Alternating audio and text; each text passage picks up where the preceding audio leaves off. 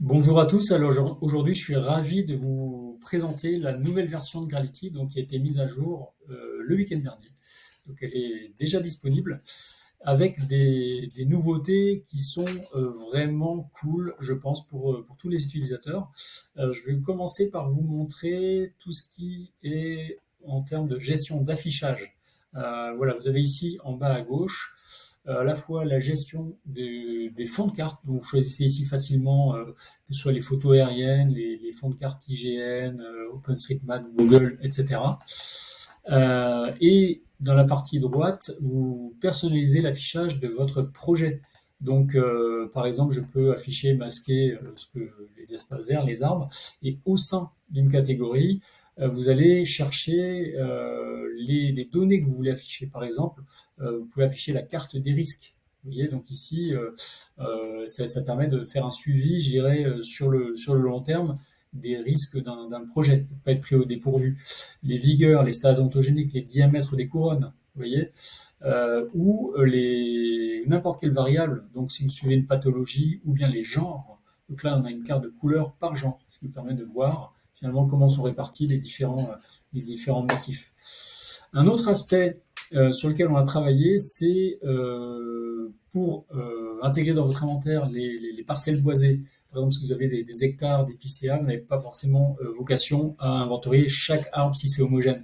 Il suffit de dire à ce moment-là que vous avez un espace vert de type massif arboré et vous dénombrez les arbres que vous avez dedans. Donc ça, on vous aide, soit vous mettez le nombre d'arbres que vous avez estimé, soit vous travaillez par la densité en arbres par hectare ou en distance moyenne entre les troncs. Vous pouvez travailler sur les différentes composantes et derrière, vous renseignez un peu le gabarit moyen des arbres dans cette parcelle. L'intérêt, c'est que du coup, plutôt que de faire l'impasse sur une telle parcelle, le projet prend en compte les arbres qu'il y a dedans et fait l'évaluation automatique de tous les impacts, tous les bénéfices environnementaux, que ce soit bilan carbone, rafraîchissement et même valeur d'agrément si vous voulez les évaluer. Et toutes ces valeurs se retrouvent dans le tableau de bord Gravity. Donc ici, par exemple, voilà, vous avez tout ce qui est relatif à l'inventaire et les performances environnementales avec ben voilà, la canopée, le rafraîchissement et le bilan carbone de tous les arbres massifs arborés ou espaces verts du projet. Vous voyez, donc ça, c'est quand même assez puissant, ça se calcule automatiquement, il n'y a pas besoin de se faire des nœuds au cerveau avec Excel pour avoir tout ça. Un autre point qu'on a ajouté récemment, donc c'est ce qu'on appelle les stations. Quand vous avez un projet assez étendu, avec des centaines, des milliers d'arbres dans un même projet, ben vous pouvez désormais isoler telle et telle partie, tel espace de travail avec les stations. Donc ici, on a l'esplanade Jean 23. On a les alignements côté impair de la rue Camille Claudel, par exemple, etc. Ce qui vous permet de vous concentrer, de gérer séparément les exports et les actions d'une parcelle donnée. Et enfin, je parlais tout à l'heure des fonds de cartes.